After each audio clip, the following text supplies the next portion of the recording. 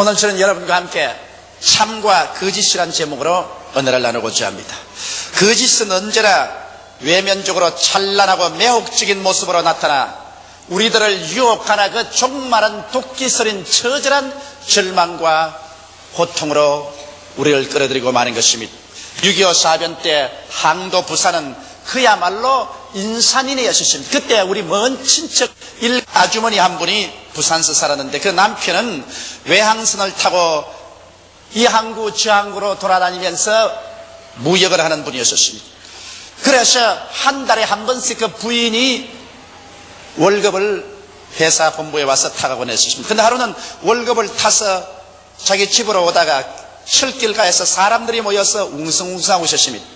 가보니까 사람들이 모여가지고서 아주 비밀리에 무엇을 파고 살고 하는 것입니다. 그 뭐 하는 거 보니까 일본제 자본침이라고 하면서 이것은 극히 희귀하다고 합니다. 우리 한국에서는 그 당시에 이 미싱 바늘을 못 만들었었습니다. 그러나 일본제 미싱 바늘이기 때문에 이거는 사서 팔기만 하면 굉장한 돈을 벌 수 있는데 경찰이 뒤를 따르고 있기 때문에 공개적으로 팔지 못하고 숨어서 판다고 서로 이렇게 수근거리고 있습니다. 바로 네다바이꾼입니다. 거기에 그만 현혹이 돼가지고서 한 달 동안 뼈 빠지게 파도를 헤치면서 일해서 벌은 남편의 돈을 다 주고 그 아무짝에도 쓸데없는 공업용 미싱 바늘을 잔뜩 사가지고서 이기양양하여 거부가 되었다고 생각하고 우리 집에 왔어요. 와서 희색이 만면해서 이젠 부자가 되었다고 내놓는데 보니까 이것은 그냥 줘도 쓸 수 없는 공업용 미싱 바늘이었습니다. 나중에 그것을 알자 쓰디쓴 눈물을 흘리며 땅을 치고 통곡을 하고 당장 물리겠다고 뛰어가 보니 철뚝과 있던 사람은 온데간데시 흔적이 사라지고 마른 것입니다. 그는 내다봐야 당한 것입니다. 오늘날 우리들의 영혼을 내다봐야 하는 원수들은 얼마든지 있습니다. 그들은 모두 다 찬란하고도 매혹적인 모습으로 인간의 영혼을 사냥하고 있습니다. 그중 가장 큰 거짓이 공산주의입니다. 공산주의는 칼 막스의 유물론적 변증법을 통한 자본론의 옷을 입고 매혹적으로 이 세상에 나타나서 모든 사람을 잘 살게 해준다고 했지만은 그러나 인류 역사상 공산주의만큼 무섭고 추악한 노예제도를 만든 적은 없습니다. 그뿐 아니라 그들은 하나님도 계시지 아니하고 인간은 물질의 그림자에 불과하며 인간이 죽으면 영혼도 사라져버리고 만다고 주장했었습니다. 그 외에도 인간을 신으로 격상시킨 인본주의, 황금만능주의, 쾌락주의, 권력제일주의 등 우리의 영혼을 내다봐야 하려는 마귀는 쉬지 않고 거짓을 전파하고 있는 것입니다. 우리는 이 무수한 거짓의 세계 속에서 오직 진리를 밝히 알므로 우리의 인생을 내다봐야 당하지 않고 살아갈 수가 있는 것입니다. 그러면 우리의 생활 가운데 매일매일 같이 우리를 속이려고 하는 어떠한 원수들이 있나요? 어떠한 것이 참이고 어떠한 것이 거짓일까요? 첫째로 오늘날 많은 사람들이 거짓된 죄악관을 가지고 이것을 선포하고 있습니다. 그들은 말하기를 죄란 인간의 생각이 만들어낸 것으로 실하지 않는다고 말합니다. 종파 중에도 크리스천 사이언스란 종파는 죄란 것은 인간의 마음속에서 죄라고 생각하니까 죄지 실제로 죄라는 것은 없다고 말합니다. 그러므로 죄란 없다고 생각하면 죄는 있을 수가 없다고 그렇게 주장하고 있는 것입니다. 또 오늘날 정신병학자들도 죄책으로 말미암아 정신적인 고통 가운데 온 사람들 보고서 당신은 죄가 아닌 것을 죄라고 생각하고 죄책감을 스스로 만들어냈다고 하면서 죄란 없다고 생각하라고 그렇게 말합니다. 그러면 죄책도 사라진다고 말합니다. 과연 그럴까요? 여러분 진실로 죄란 인간의 상상이 만들어낸 것에 불과할까요? 또 소위 말하는 상황윤리 주장자들은 죄란 상황에 따라서 달라진다는 것입니다. 그들의 설명을 들으면 아무리 합법적으로 결혼하고 부부간에 산다고 할지라도 서로 사랑하지 않고 사는 사이면 그것은 강간이다. 그러나 아무리 남의 유부녀를 탈취한다고 할지라도 진실로 사랑해서 두 사람 눈이 맞아서 서로 합쳐진다면 그것은 죄가 아니라고 말합니다. 상황윤리라고 말합니다. 과연 그런다고 죄가 아닐까요? 여러분 성경은 죄란 하나님의 법을 어긴 행동인 것입니다. 사람이 무엇을 어떻게 말하든지 간 하나님의 법을 어기면 그것은 죄입니다. 하나님이 주신 십계명을 어기고 사는 그 자체가 죄가 되는 것입니다. 사람들이 무엇이라고 말한들 그것은 상관없습니다. 하나님의 법을 범한 죄는 죄인 것이며 그 죄의 대가는 하나님과 원수가 되게 되는 것이요 그리고 사망인 것입니다. 성경은 말하기를 죄를 지은 영혼은 죽으리라고 말한 것입니다. 이렇기 때문에 아무리 아름다운 이복을 입고 매혹적인 설명을 가지고 온다 하더라도 그 결과는 죽음밖에 없는 것입니다. 참으로 죄에 대한 우리의 태도는 어떠할까요? 죄를 버리고 회개하는 것입니다. 회개의 길이 참된 길인 것입니다, 여러분. 그래서 우리의 죄를 철저히 회개하고 저버리고 우리 죄를 대속하기 위해서 십자가에 못 박혀 그 몸 찢고 그 피를 다 흘리신 나사렛 예수 앞에 나가서 죄를 청산하고 보혈의 공로를 의지해서 하나님 앞에 용서를 받고 하나님과 화목하는 길밖에 없습니다. 예수 그리스도를 통해서 죄사함 받는 길 이외에는 여러분 우리를 도적질하고 죽이고 멸망시키는 이 가장 무서운 죄악에서 놓여날 수 있는 길은 천하에 없습니다. 아무리 없다 죄가 아니라고 해도 죄가 아닐 수가 없는 것입니다. 여러분 약방에 가서 여러분과 내가 먹으면 즉사할 수 있는 쥐약에다가 이것은 사탕이라고 넷대를 붙여놓았다고 해서 그 사탕이란 넷대루가 치명적인 쥐약을 달콤한 사탕으로 변화시킬 수는 없는 것입니다. 죄는 죄입니다. 그리고 죄의 값은 동양이나 서양이나 사망인 것입니다. 이러므로 죄는 우리가 철저히 회개하고 예수 그리스도의 십자가의 보혈을 믿고 죄 용서함을 받고 성령님을 받아서 성령님을 항상 인정하고 환영하고 모시드리며 의지해서 의와 거룩한 삶을 살아야 되는 것입니다. 이것이 참의 길인 것입니다. 이것이 이 세상에 사는 동안에는 좁은 길이요 괴로운 길일지 몰라도 이것이 참의 길이요 이것이 후에 가서 영원히 하나님께 영광을 돌리고 하나님의 사랑을 받고 영생할 수 있는 길인 것입니다. 죄악으로 가는 길은 넓고 거리 찾는 사람이 많습니다. 그러나 그 길로 간 사람은 최후의 처절한 절망을 체험하게 될 것인 것입니다. 둘째로 여기 거짓이 있습니다. 이것은 거짓된 자아관인 것입니다. 사람들은 생각하기를 죽으면 자아의 종말이 다가온다고 말한 것입니다. 이러므로 내일 죽을 것이니 오늘 먹고 마시자. 그러므로 무엇을 먹을까 무엇을 입을까 무엇을 마실까 이것밖에는 생각할 것이 없다. 육신의 정욕을 추구하고 안목의 정욕을 찾고 이 세상 자랑을 취하여 살다가 죽으면 한줌흙으로 돌아갈 것이니 그러므로 이 세상에서 실컷 어떻게 하는지 수단 방법을 가리지 않고 잘 살아보자는 것입니다. 사실 그럴까요? 이것이 참말일까요? 성경은 그렇게 말하고 있지 않습니다. 히브리서 9장 27절에 한 번 죽는 것은 사람에게 정하신 것이요 그 후에는 심판이 있으라고 말한 것입니다. 사람이 육체를 가지고 이 땅에 살 동안 그가 무엇을 행했든지 그것은 하나님 앞에서 반드시 심판을 받게 되어 있는 것입니다. 사람은 하나님의 형상과 모양대로 지음받았기 때문에요. 육체가 죽어서 한 주먹으로 돌아가면 사라지는 것이 아닙니다. 사람은 죽지 않은 영원한 영혼이 육체를 입고 사는 것입니다. 이렇기 때문에 바울은 말하기를 땅에 있는 육신의 장막집이 무너지면 손으로 짓지 않은 영원한 집이 우리에게 있는 줄 안다고 말하셨습니다. 이러므로 여러분과 내가 살고 있는 이 장막집은 잠시 세상 동안 7, 80년 우리가 우고하는 천막입니다. 이것은 찢어지고 썩어질 수 있습니다. 그러나 그 속에 있는 우리의 영혼은 영원히 존재합니다. 그 영혼이 오늘날 예수 그리스도 안에서 보혈로 씻음받고 구원을 받아 하나님의 백성이 되어 영생을 얻었느냐 그렇지 않으면 하나님께 버림받은 존재로 사냐는 것은 여러분 나중 7, 80년 후 죽음에서 우리는 결판이 지어집니다. 영원한 영광이냐 영원한 수치냐 천국이냐 지옥이냐 영광이냐 절망이냐는 여러분 이 세상에서 우리가 그리스도 앞에서 결정해야 될 일인 것입니다. 또다시 인본주의는 거짓말입니다. 인간은 인간의 이성과 자유를 사용해서 무한한 낙원을 건설할 수 있다. 하나님 같은 거 필요 없다. 이제는 인간이 하나님이라고 말하고 있는 것입니다. 과연 인간은 이성과 자유를 통하여 거대한 문화와 문명을 개발시켜 놓았지만은 그러나 이것이 이 세상에 지상 낙원을 만들었나요? 인간은 그 마음속에 미움과 공포가 있고 불신과 죄책이 있습니다.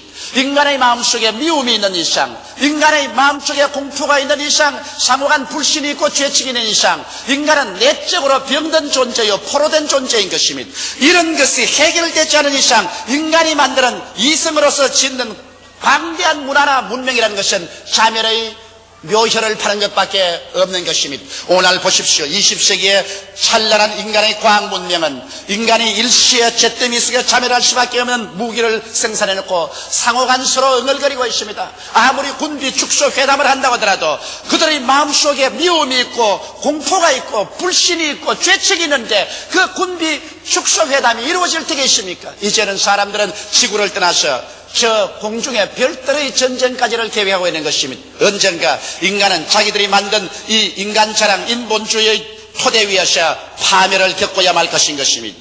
또 다른 잘못된 것은 인간은 진화의 산물이라는 것입니다. 고로 인간은 고등동물에 불과하며 역시 동물이라는 것입니다. 제가 예수 믿기 전 고등학교 다닐 때 참으로 존경하는 어른이 계셨습니다.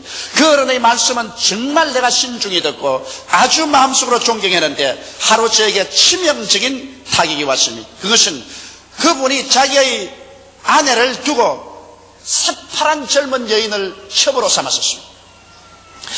그래서 한 번은 제가 그 어른을 찾아갔습니다. 선생님은 본 부인이 있는데 딸 같은 여자를 취해서 첩으로 삼아서 같은 집에 사는데 이럴 수가 있습니까? 차라리 첩으로 삼았었으면 당신이 집이라도 따로 살아야 될 것인데 한 집에 같이 살다니 이것은 동물적이 아닙니까? 내가 그러니까 나를 보고 싱긋웃으면서 이 사람아, 인간은 아메바에서 출발해서 고등동물로 한 것처럼 인간은 동물이야. 그러므로 본능을 따라 사는 거야. 세상에 무슨 윤리 도덕하지만은 인간은 근본적으로 동물이야. 그래서 나는 일어나면서 내 속으로 말했습니다. 동물이면 동물하고 내가 교제할 필요가 있겠는가? 동물 보고서 내가 선생이라고 할 필요는 없다. 그래서 나는 예수를 믿지 않은 그때 소년 시절이었지만은 나는 그 사람을 던지고 난 다음 다시는 그 사람을 찾아가지 않았었습니다. 왜? 동물을 찾아가서 뭘 합니까? 여러분, 과연 우리가 고등동물에 불과해서 무엇이든지 엄란하고 방탕하고 엄행하며 자기 멋대로 해도 괜찮다는 말인 것입니까? 아닙니다. 여러분과 나는 동물이 아닙니다. 여러분과 나는 하나님의 형상과 모양대로 지음받았습니다. 하나님의 성령으로 말미암아 지음받은 영원한 존재인 것입니다. 그러므로 동물적으로 사는 사람은 그 결과로 그 영혼이 버림받아 불과 영으로 타는 못에 떨어지고 말 것인 것입니다. 그 짓을 우리가 믿어서는 안 될 것입니다. 어떤 사람들은 자수련으로 스스로 구원받을 수 있다고 말합니다. 뭘 예수 그리스도 같은 건 믿을 필요 없다. 우리 인간은 스스로 수양하여 도덕과 윤리를 닦아서 훌륭하게 되어 영생을 얻을 수 있다고 말한 것입니다. 에레미야서 17장 9절에 보면 만물보다 거짓되고 심히 부패한 것은 마음이라 누가 능히 이를 알리오라고 말하고 있는 것입니다. 여러분, 아담과 하와가 하나님을 반역하고 타락했었을 때 그들의 마음은 만물보다 거짓되고 심히 부패해버리고 말았었습니다. 다시 인간의 수양과 도덕으로 회복할 수 없게 부패해버리고 말한 것입니다. 썩을 대로 썩은 것을 인간이 수양과 도덕으로 어떻게 복구한다는 말인 것입니다. 부패해버린 인간의 심령은 도저히 인간의 노력으로는 복구되지 않습니다. 오직 여러분과 나의 마음을 복구시켜서 하나님 백성으로 만들 수 있는 유일한 길은 예수 그리스도를 통한 영원한 생명을 얻는 길밖에 없는 것입니다. 나의 죄를 씻기는 예수의 피밖에 없네. 다시 성취하기도 예수의 피밖에 없네. 죄와 허물로 죽은 우리를 하나님께서 그리스도와 함께 살려주신 것입니다. 이러므로 그리스도를 통하지 않고 여러분과 내가 죄와 허물에서 고침을 받을 수는 없는 것입니다. 이러므로 수양과 도덕으로 내가 의로운 사람이 될 수 있다는 것은 하나의 망상에 불과한 것입니다. 셋째로 또 여기에 거짓이 있습니다.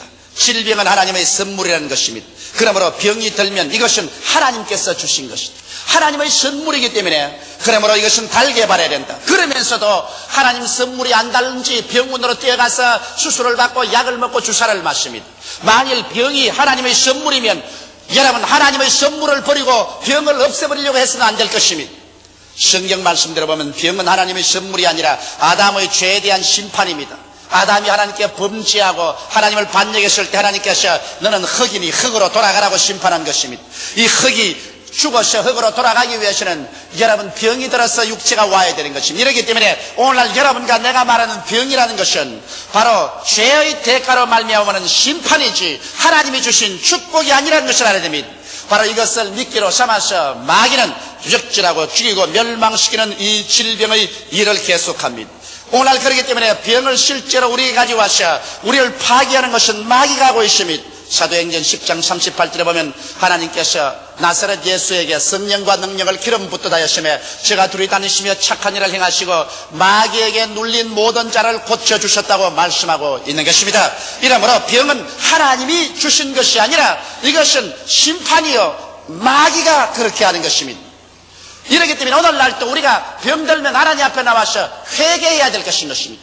직접 내 개인의 죄가 아닐지라도 다른 사람의 죄로 인해서도 내가 병들 수가 있고 내 개인의 죄를 위해서 병들 수 있습니다. 물론 죄를 짓지 않고도 병들 수 있습니다. 병은 타락된 환경의 산물이기 때문인 것입니다. 여러분, 이 오염된 공기, 오염된 물, 그리고 식품의 첨가제 이런 것을 먹고 마심으로 말미암아 벌써 어린아이가 태어날 때부터 손발이 없어 태어난 어린아이들이 있습니다. 이것은 자기가 죄를 직접 지어 그런 게 아니라 이 타락된 세계 속에서 인간이 오염된 세계를 만들어서 환경을 통해서 이런 질병들을 가져오는 것입니다. 그러나 우리 인간에 대한 하나님의 참뜻은 병드는 것이 아니라 건강입니다.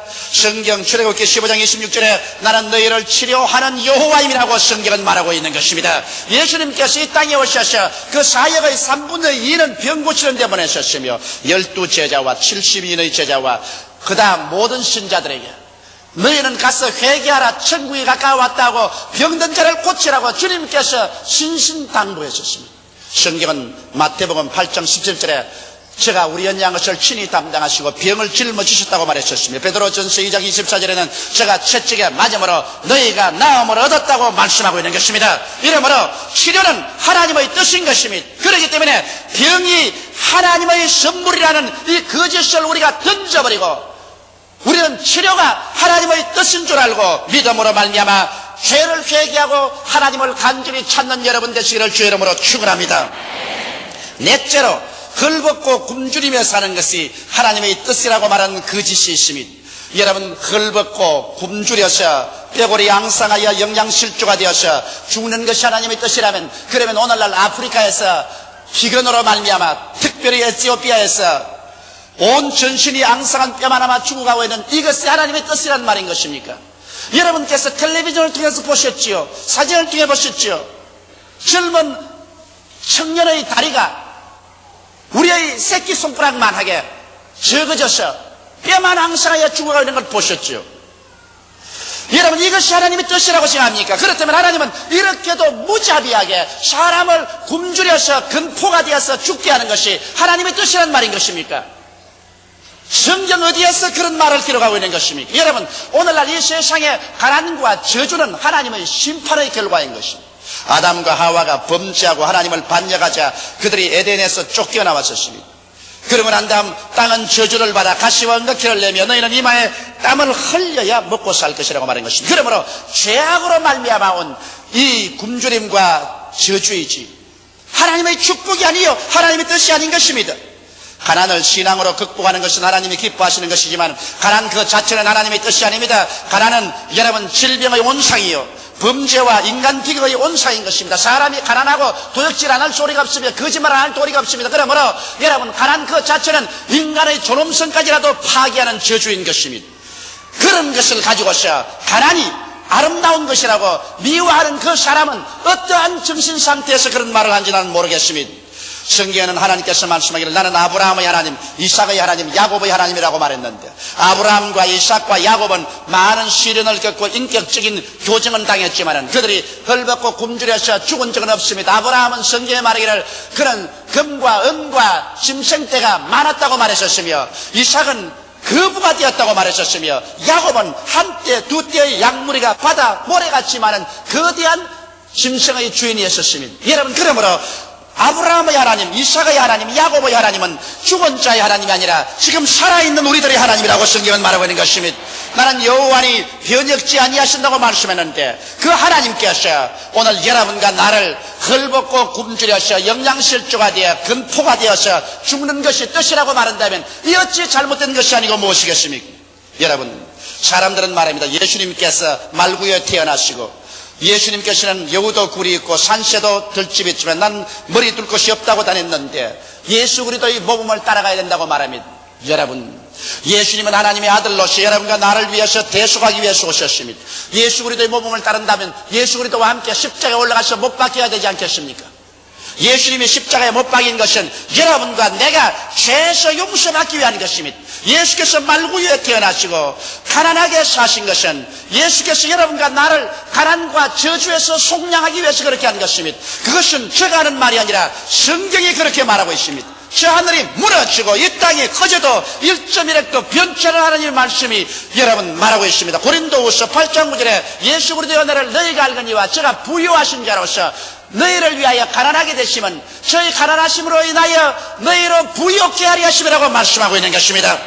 갈라디아서 3장 13절에 그리스도께서 우리를 위하여 저주를 받은 바 되사 율법의 저주에서 우리를 속량하여 하시니 이는 기록된 바 나무에 달린 자마다 저주 아래 있는 자라 하였음이라.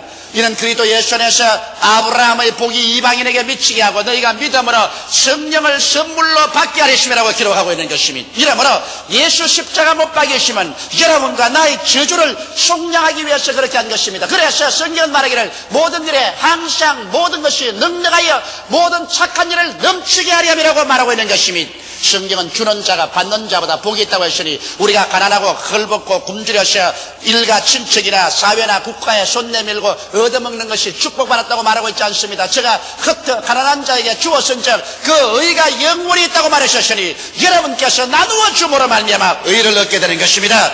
이러므로 헐벗고 굶주리고 사는 것이 하나님의 뜻이 아닌 것입니다. 하나님은 사랑하는 자여 내 영혼이 잘됨같이 내가 범사에 잘되며 강건하기를 내가 강구한다고 말씀한 것입니다.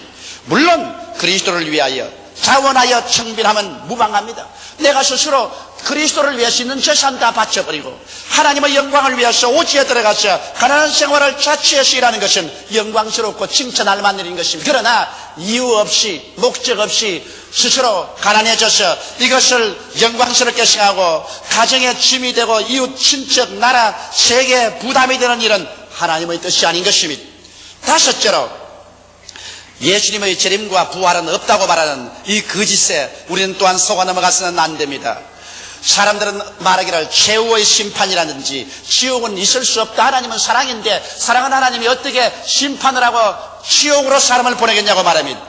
그러나 그것은 인간의 생각이요 거짓말입니다. 성경은 이렇게 말하고 있습니다. 계시록 21장 8절에 그러나 두려워하는 자들과 믿지 않은 자들과 흉악한 자들과 살인자들과 행음자들과 술객들과 우상숭배자들과 모든 거짓말하는 자들은 불과 유황으로 타는 못에 탐냐리니 이것이 곧 둘째 사망이라고 말한 것입니다. 여러분, 사람이 육체로 죽는 것은 첫째 사망이고 영혼이 불과 유황으로 타는 못에 던짐을 받은 것은 두 번째 사망인 것입니다. 성경은 분명하게 이 사람들이 두 번째 사망으로 심판을 받겠다고 말하고 있는 것입니다.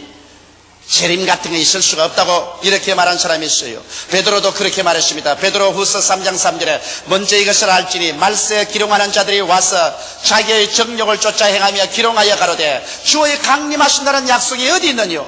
조상들이 잔후부터 만물이 처음 창조할 때 같이 그냥 있다 한다. 이렇게 기록한다고 베드로는 말했었습니다. 그러나 여러분 데살로니가전서 4장 16절에 뭐라고 말했습니까? 주께서 호령과 천사장의 소리와 하나님의 나팔로 친히 하늘로 쫓아 강림하시려니 그리스도 안에서 죽은 자들이 먼저 일어날 것이라고 말하고 있는 것입니다. 여러분과 나는 역사의 종말에 처해서 살고 있습니다. 시 얼마 있지 아니하여 여러분께서 하늘이 진동하고 그리스도 영광이 나타나고 주께서 호령과 천사장의 고함과 하나님의 나팔 소리를 듣게 됐을 것입니다. 이 날은 우리에게 다가오고 있습니다. 이 날은 우리 앞에 곧 목전에 도달해 있는 것입니다. 이것을 두고서 사람들은 이런 일이 일어나지 않는다고 말하고 있습니다. 그 거짓에 속아 넘어가시면 안 될 것입니다. 부활 같은 건 있을 수가 있느냐? 사람이 죽으면 화학적으로 다 분해되어 버리고 말고 아무도 남는 것이 없을 것인데 부활이 뭐냐고 말합니다. 그러나 성경은 뭐라고 말합니까? 고린도전서 15장 51절 54절에 보라 내가 너희에게 비밀을 말하노니 우리가 다 잠잘 것이 아니요 마지막 나팔에 순식간에 호련히 다 변하리니 나팔 소리가 나며 죽은 자들이 썩지 아니할 것으로 다시 살고 우리도 변하리라. 이 썩을 것이 불갑을 썩지 아니할 것을 입겠고 이 죽을 것이 죽지 아니함을 입으리로다. 이 썩을 것이 썩지 아니함을 입고 이 죽을 것이 죽지 아니함을 입을 때에는 사망이 이김의 삼킨 바 되리라고 기록된 말씀이 응하리라고 말씀하신 것입니다.